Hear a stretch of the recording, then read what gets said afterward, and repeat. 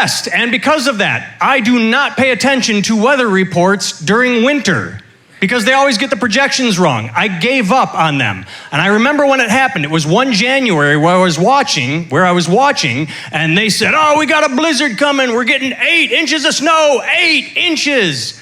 And then we got around 5 inches. And that's why I think every meteorologist should be a woman.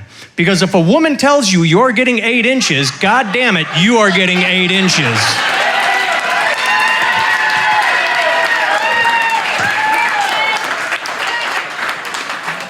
Yes, only a man will tell you you're getting 8 inches when he means around 5. It's a very male thing to do.